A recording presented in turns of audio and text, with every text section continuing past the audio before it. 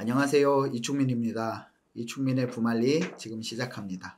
자, 오늘 정부에서 긴급하게 대책을 발표를 했습니다. 긴급하게 대책을 발표를 했는데 그래서 저도 또 긴급하게 준비를 해봤습니다. 함께 보시면서 어떤 내용이 발표안에 들어가 있는지 한번 살펴보는 시간을 갖도록 하겠습니다. 네, 그러면 첫 번째 추진 배경부터 살펴보도록 하겠습니다. 추진 배경에는 아까 말씀드렸듯이 이제 주택에 대한 공급을 좀 확대하기 위한 차원이라고 볼 수 있는데요. 그래서 지금 보면은 이제 충분한 공급을 통해 수급 균형이 필수적이고요. 그 다음에 인허가 물량이 굉장히 줄었습니다. 그 중에서 연립 다세대 주택이 굉장히 많이 줄었고, 그래서 주택 침체 때문에 위에 이제 공급이나 인허가 물량이 줄었다.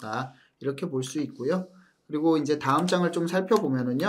주택 공급을 가로막는 규제를 혁파하고 임대주택 공급자의 부담을 경감을 시켜서 주택 공급을 확대하는데 이런 목적이 있다 말씀드릴 수 있습니다. 자, 그리고 두 번째를 살펴보면은요. 대응 방안입니다. 대응 방안은 이제 우리가 대응 방안 같은 경우에는 세부 대응 방안까지 이제 같이 나눠져 있기 때문에 이런 이제 재개발, 재건축, 일기 신도시, 도심 공급 확대 다양한 자 여기서 한번 간단하게 살펴보면 도심 공급 확대, 다양한 유형의 주택 공급, 신도시 등 공공주택 공급, 건설 경기 활력 회복 이런 세부적인 내용은 이제 뒤로 가면서 하나하나 설명을 드릴 거고요. 그래서 세부 내용을 한번 살펴보도록 하겠습니다. 자, 세부 대응 방안을 좀 살펴보면은요, 첫 번째 재건축 재개발입니다. 위에 이제 재개발 재건축 같은 경우에는 주민의 자유로운 선택권에 따라 본격화될 수 있도록 속도는 빠르고 문턱은 낮추고 사업성은 제고되고 중단 없는 사업이 진행될 수 있도록 정부가 돕겠다. 이런 발표의 취지가 있고요. 자, 그래서 다음 장에 표를 보면서 설명을 드리겠습니다.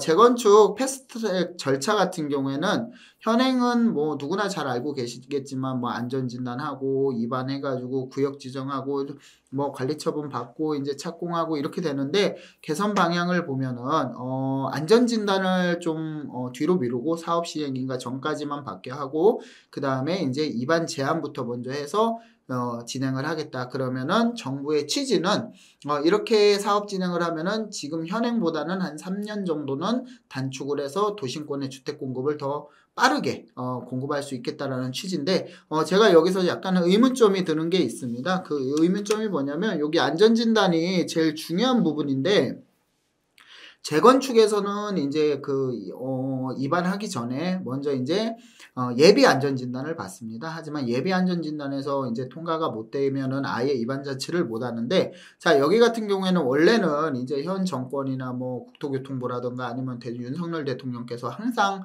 발표를 했듯이 이제 안전진단을 아예 없애겠다. 이런 것들이 벌써 한 달 전부터 뉴스에 계속 나왔었는데 그래서 저는 안전진단을 정말 없애나? 이렇게 생각을 했었습니다.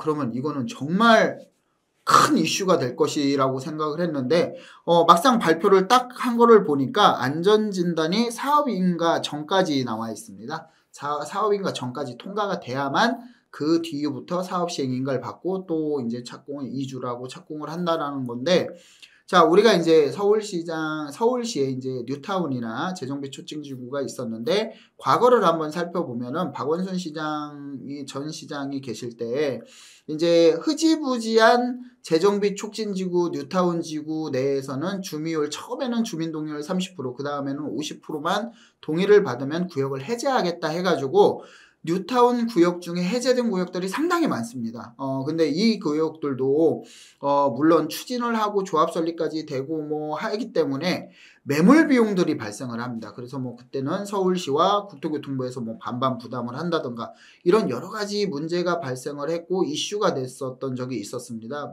한 6, 7년 전이라고 말씀드릴 수 있는데요. 자, 이러면은 재건축에서 안전진단을 사업 시행인가 전까지라고 한다면 사업 시행 인가 전까지 안전진단이 바로 통과가 되면은 쭉 이어가서 정부의 목적대로 3년 내에 3년 동안에 단축이 되겠지만 사업 기간이 단축이 되겠지만 만약에 안전진단에서 통과가 계속 불통이 이루어진다라고 하면은 여기에서 사업 시행 인가 전까지의 매물 비용, 지금까지 추진했던 비용들을 과연 어떻게 할 것이냐 아니면 안전진단 통과를 10번이건 20번이건 무조건 통과될 때까지 이거를 진행을 할 것이냐 여기에 대해서는 한번 같이 고민을 해볼 필요는 있을 것 같습니다. 그래서 이런 부분은 좀 참고를 하시고요.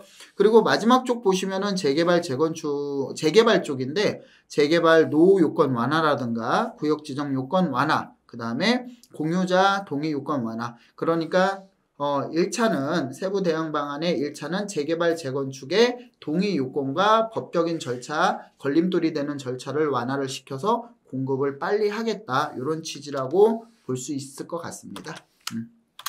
그리고 두 번째 장에서 좀 살펴보면은요. 두 번째 장 같은 경우에 제가 정리한 내용들이 여기 들어있는 것 같습니다. 그래서 뭐 재건축 부담금 완화라든가 공사비 갈등 이런 중단 없는 사업 공사비 갈등 완화라든가 이런 부분들은 한번 좀 읽어보시는 것이 좋을 것 같고요. 그렇게 중요한 내용은 아니니까 한번 넘어가 보도록 하겠습니다. 자, 그리고 이번에는 이제 두 번째로 일기 신도시동 노후계획도시 재정비인데 지금 현 정권이 이제 들어서면서부터 일기 신도시에 대한 노후도라든가 이런 것들이 굉장히 이슈가 됐습니다. 그래서 일기 신도시 뭐 특별법이라든가 노후주택 특별법이라든가 이런 것들로 인해서 입안을 해가지고 굉장히 좀 빠르게 이제 재건축을 진행을 하겠다라고 했는데 지금 여기에 이제 확실하게 이제 이런 발표 자료에 나와 있습니다. 제일 중요한 부분이 특별법으로 지정을 해서 이제 용적률을 완화해 주겠다. 그래서 최대 이제 500%까지 여기 보시면은 최대 500%까지 3종 일반 주거에서 준주거로 변경을 해서 최대 500%까지 해서 완화를 하게 된다라고 하면은 아무래도 이제 조합원에 대해서 이제 수익이 더 돌아가고 조합원 부담이 좀 낮아지기 때문에 동의율이라든가 이런 것들이 굉장히 좀 빨라지고 그러면 사업 진행도 빨라지기 때문에 훨씬 더 정부나 민간이나 다 유리한 조건이다라고 그런 의도에서 발표를 한 것 같습니다. 그리고 또 다음 장을 살펴보면은요. 여러 가지 이제 신도시들에 대해서 이제 굉장히 좀 빨리 추진을 하기 위해서 좀 자유로운 방식을 좀 채택을 하고 그 다음에 필요할 때에는 조합이나 신탁 방식도 장점만을 모델로 해서 사업 진행을 빨리 하겠다. 그래가지고 이쪽을 보시면은 일기 신도시는 민간과 공공이 함께 참여하여 하는 협력 커버넌스를 구축하여 주민의 뜻에 따라 정비가 이루어지도록 공공이 체계적으로 지원을 해주겠다. 체계적으로 관리하고 지원을 해서 신속 정확하게 빠르게 진행을 하겠다라는 취지로 발표를 한 것 같습니다. 자, 그리고 세 번째를 보면은요, 소규모 정비 및 도심 복합 사업. 자, 여기에서 이제 소규모 정비 사업이라는 것은 우리나라가 이제 도정법상 재개발을 하거나 도시개발법상 도시 개발을 하게 되면은 굉장히 섹터가 큰데 이런 이제 우리나라가 지금 소규모 재건축 재개발이 있습니다. 보시면은 소규모 재개발 같은 경우 소규모 재건축, 소규모 재개발, 가로주택 정비 사업 지금도 많이 하고 있죠. 무화주택도 있고 이제 이런 여러 가지 소규모 사업이 있기 때문에 이런 거에 대해서 좀 어떻게 사업을 좀 빨리 진행을 하면서 유도를 할 것인가 이런 부분이 좀 나와 있다. 이렇게 말씀드릴 수 있고요. 자, 그리고 보시면은 쭉 내용을 한번 살펴보시면 될 것 같고요. 뭐 다 똑같습니다. 재개발은 위에 있던 첫 번째 발표했던 재개발과 뭐 사업 속도를 좀 빨리 하고 이런 것들을 주민 동의율이라든가 요건을 완화해주고 나머지 똑같은데 여기 뉴타운에 대한 내용이 나옵니다. 뉴타운 참 오래간만에 들어보는데 2000년대 초반에 이제 시범 뉴타운, 2차 뉴타운, 3차 뉴타운까지 이제 지정이 됐는데 많은 어려움이 있었죠. 아직도 뉴타운이 뭐 해제가 안 되고 지금도 다 이제 개발이 안 되고 지금까지도 개발이 되는 이제 뭐 진짜 뭐 예를 들어서 우리 뭐 많은 분들이 아시는 한남뉴타운 같은 경우에는 5개 구역 중 1구역은 해제가 됐고요. 2구역, 3구역 같은 경우 이제 이주를 하고 있습니다. 그렇기 때문에 이런 부분에 대해서는 뉴타운 굉장히 오랜 세월을 기다렸다라고 볼 수 있는데 그래서 이 뉴타운에 대한 용어는 굉장히 좀 신선하다. 이렇게 볼 수 있고요. 그래서 미니 뉴타운입니다. 예전에는 광범위한 뉴타운이라고 했다면 이번에는 미니 뉴타운에 대해서 이제 설명을 했는데 뉴타운은 서울시 조례로 했다면 재정비 촉진지구는 뉴타운을 그대로 딴 법률화된 법령이 있는 그런 개발이라고 볼 수 있고요. 재정비 촉진지구 내 사업은 노후 요건을 완화해서 현행은 3분의 2 근데 이제 50%로 완화를 해서 사업 추진을 좀 빨리 하겠다. 또 용적률도 완화하고 그 다음에 신속한 정비 체계를 구축해서 공공기관과 같이 해가지고 빠르게 진행을 할 수 있도록 물신양면 정부에서 도와주겠다. 이런 뜻으로 발표를 한 것 같습니다. 자, 그리고 아까 말씀드린 재개발이나 재건축, 또 뉴타운, 미니 뉴타운 이런 것들은 전부 다 아파트 공급에 대해서 발표를 한 건데요. 이번에 보실 것은 이제 다양한 유형의 주택 공급 이제 확대입니다. 아까 처음에 입법 취지에 이제 발표 취지에 보면은 인허가 절차가 굉장히 줄었다.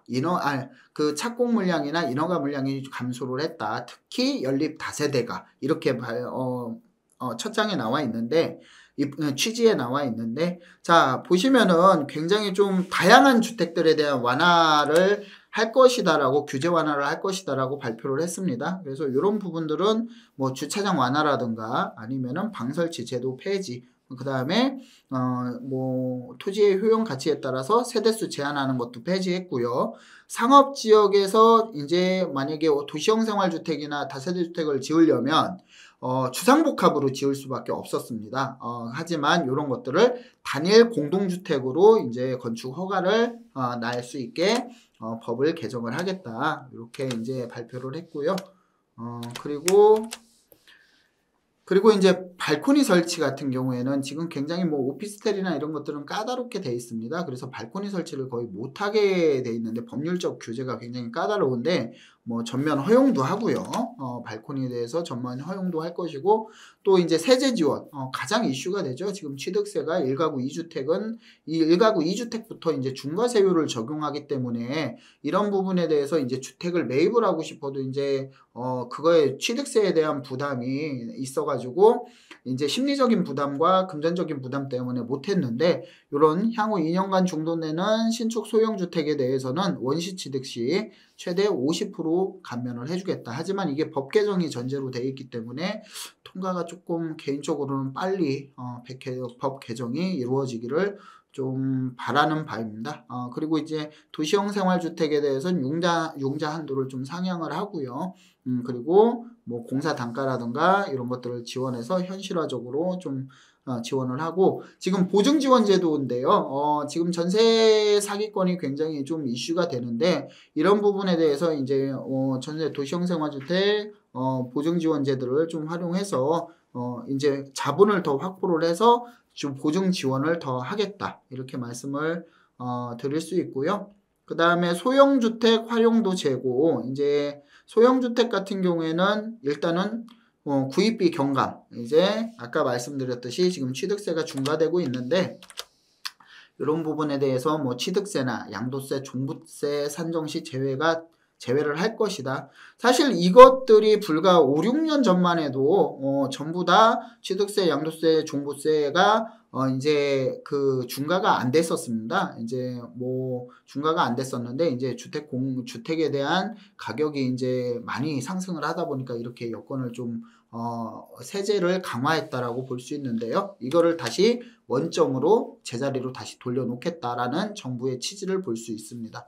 자, 대상주택을 한번 살펴보겠습니다. 대상주택 같은 경우에는 올해부터 내년 말까지 준공되는 60제곱미터 이하의 서울 수도권 6억, 지방은 3억인 다가구 주택. 근데 공동주택이지만 아파트는 제외. 자, 건축법상 공동주택은 아파트와 다세대 주택, 연립주택, 기숙사가 있는데 아파트를 제외한다라는 것은 연립주택과 다세대 주택을 하겠다. 그리고 도시형 생활주택, 주거용 오피스텔은 최초 구입 시 이제 50% 감면을 해주겠다라는 거고요. 주택수 제외 효과는 요거는 이제 굉장히 좀 중요한 효과라고 볼 수 있습니다. 왜냐하면 주택수를 계속적으로 포함을 하고 있기 때문에 우리나라 기준이 1가구 1주택 기준이기 때문에 1가구에 뭐 30억짜리 주택을 보유해도 1주택 1억짜리 주택을 보유해도 1주택 이렇게 돼 있었는데 이런 것들을 조금 완화를 해서 신규 주택 취득하는 해당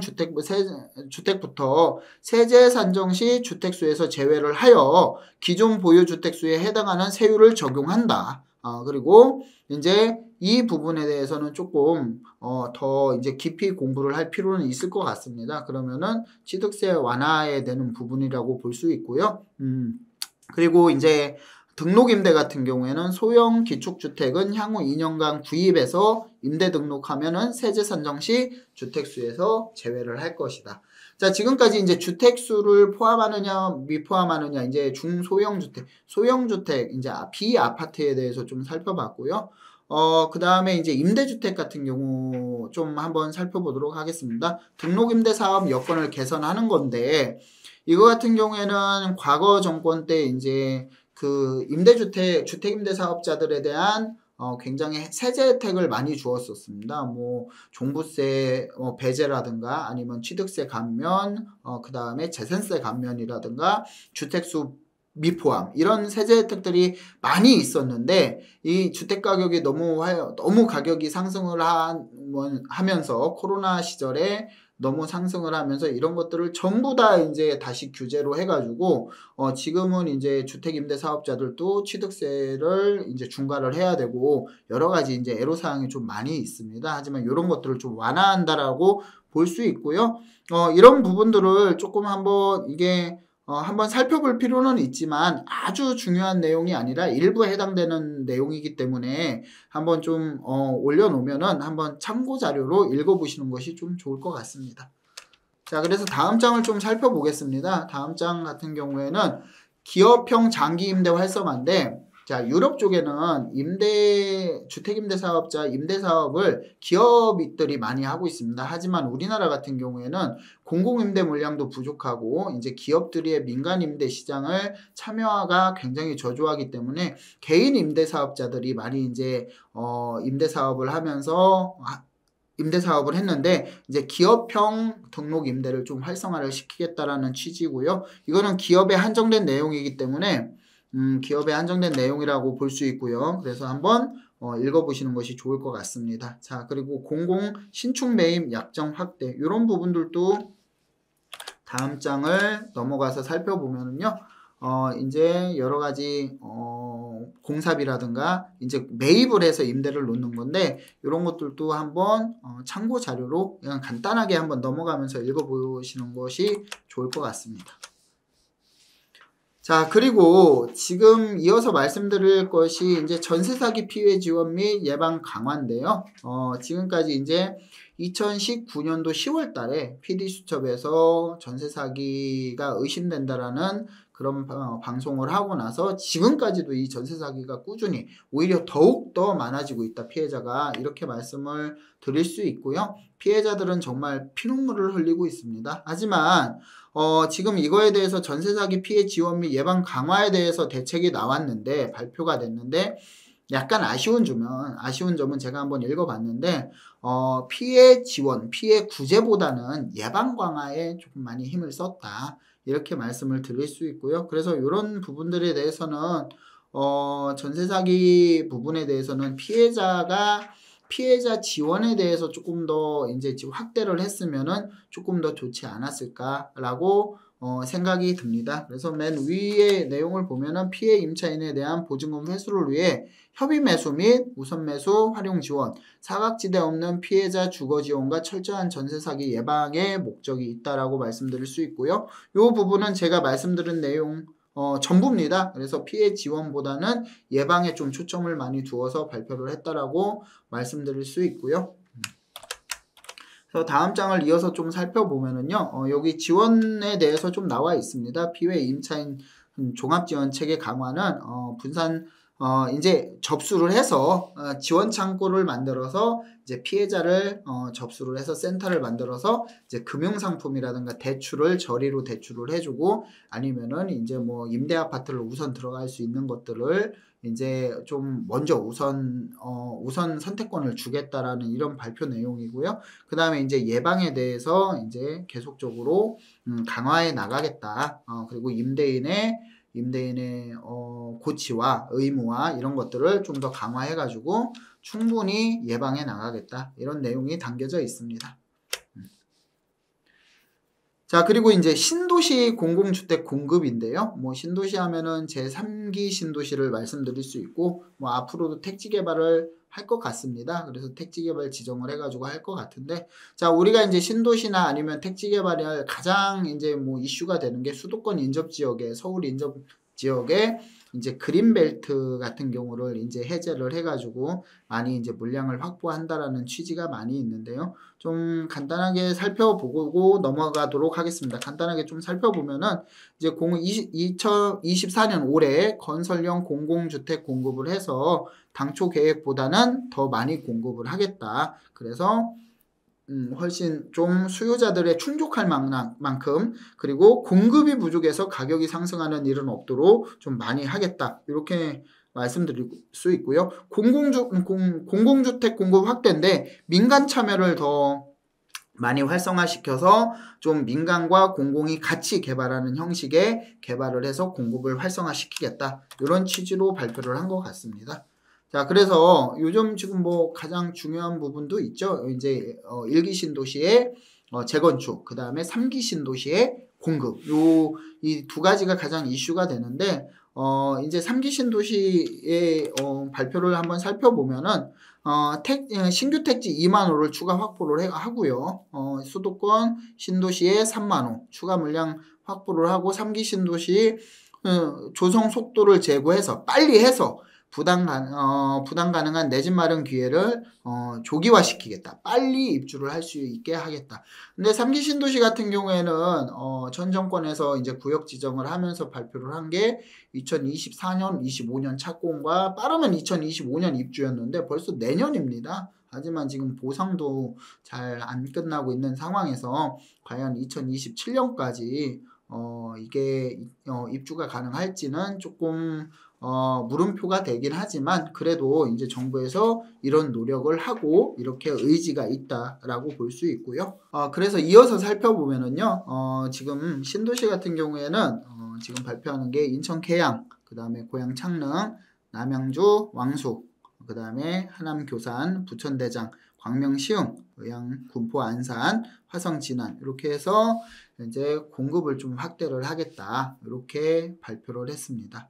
자, 그래서 지금까지 이제 3기 신도시에 대해서 공급 정책에 대해서 좀 어느 정도 의지가 있는지 발표 자료를 보면서 좀 설명을 드렸고요. 자, 그리고 이제 마지막으로 이제 건설 산업 활력 회복에 대해서 이제 설명을 드릴 건데, 사실 지금 건설 산업이 많이 위축이 되어 있습니다. 뭐 PF 시장에 대해서 부실 채권이라든가 이런 것들이 워낙 많이 늘어나고 있고, 그 다음에 미분양이라든가 악성 미분양이 늘어나고 있기 때문에 건설에 대한 건전성 확보가 굉장히 중요한데, 지금 건설 산업이 많이 위축이 되어 있는 만큼 정부에서도 건설 산업이 위축이 되면은 내수 경제의 타격이라든가 이런 여러 가지 방안 때문에 이제 이렇게 설명을 했다라고 볼 수 있고요. 그래서 이 부분은 뭐 PF 시장이 전부라고 볼 수 있습니다. 그렇기 때문에 뭐 우리가 워낙 많이 뉴스나 이제 신문 기사나 이런 것들로 보도가 되고 있기 때문에 요거는 참고로 한번 읽어보시면 될 것 같고요. 자, 그래서 마지막으로 정부가 지금까지 뭐 20장 넘는 페이지로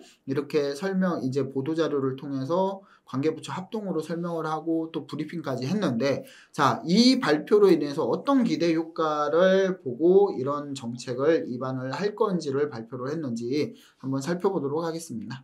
자, 그래서 기대 효과를 좀 살펴보면은요, 기대 효과는 간단합니다. 제 생각은 뭐 간단하게 정리를 해드리면, 자, 일단은 집값이 올라가는 거를 막는다기보다는요, 제일 먼저는 이제 경제 활성화입니다. 이제 건설 경기라든가 아니면 주택에 대한 거래량을 좀 활성화 시켜가지고 일단 내수 경기를 좀 활성화시키는 데 목적이 있는 거라고 보여집니다. 그래서 정부는 어떤 기대 효과를 하고 있냐 말씀을 드리면, 민간 부분의 수요 공급 규제 개선을 통해서 주택 건설 사업을 재고를 통해 신규 사업 착수 및 정체된 사업을 재개를 활성화한다.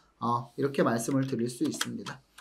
그리고 이제 특히 수요가 많은 도심 내 공급. 아까 말씀드렸죠. 이제 재개발이나 재건축 같은 경우는 대부분 도심 개발을 하죠. 재건축 같은 경우에 물론 뭐 수도권 지방도 많이 있지만 대부분 이제 강남 위주의 재건축 물량이 많이 난다라고 볼 수 있고요. 그래서 재개발도 또한 도심에 이제 공급할 수 있는 게 택지를 개발할 수 없기 때문에 재개발 물량을 많이 확보를 하고 사업성을 간소화해서 빨리 진행을 해야만이 수요자들이 피부에 와닿는 공급을 할 수 있다. 이렇게 말씀을 드릴 수 있습니다. 그래서 도심 내 공급을 확충하여 서민의 주거사다리 기능을 수행하는 다양한 유형의 주택을 신속히 공급하는 데 목적이 있다. 그리고 공공은 공급 물량 확대와 민간 참여 확대를 통해 공급 정상화 견인을 한다. 자, 아까 말씀드렸듯이 두 가지 기대 효과가 있는데 이 두 가지 모두가 공급 정상화입니다. 그래서 수요자를 충족시킬 수 있는 그런 공급을 확대하겠다. 자, 여기 마지막으로 들어가는 팁을 보시면, 자, 재건축, 재개발, 제도 개선 등을 통해 2024년, 올해부터 27년 동안 정비사업으로 약 95만 호, 기존 대비 플러스 65만 호, 30만 호밖에 공급을 못했는데 지금까지는 이 재개발, 재건축으로 안전진단을 완화하고 규제를 철폐해서 사업기간을 단축시키고 해가지고 65만 호를 더 공급하겠다. 과연 될지는 모르겠지만 정부의 의지는 이만큼 강력하다라고 말씀드릴 수 있고요. 도심주택 공급 기반을 확충을 하겠다. 그리고 올해 공공주택 14만 호를 공급하고 비아파트는 평년 수준의 회복 12만 호. 그러니까 지금 50% 이하로 떨어졌는데 특히 이제 이건 전국 평균 12만 호고 전년 대비 6만 호인데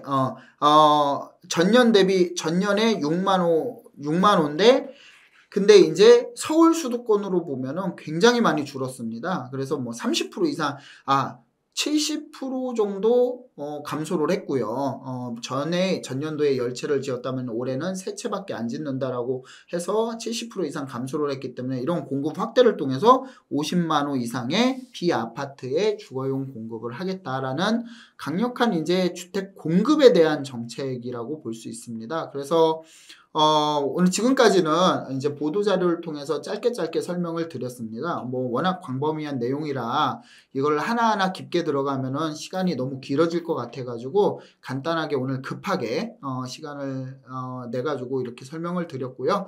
다음 시간부터는 섹터별로 조금 더 깊고 다양한 내용으로 좀 찾아뵐까 합니다. 왜냐면 이 부분들이 쉽게 흘릴 부분도 있고 또 아니면 우리가 직접적으로 와닿는 부분, 우리와 직접적으로 영향이 미칠 수 있는 부분들이 있기 때문에 이런 부분들을 좀 추려서 굉장히 좀 깊고 심도 있는 그런 거를 다루는 그런 시간을 갖도록 하겠습니다. 자, 시청해 주셔서 감사합니다.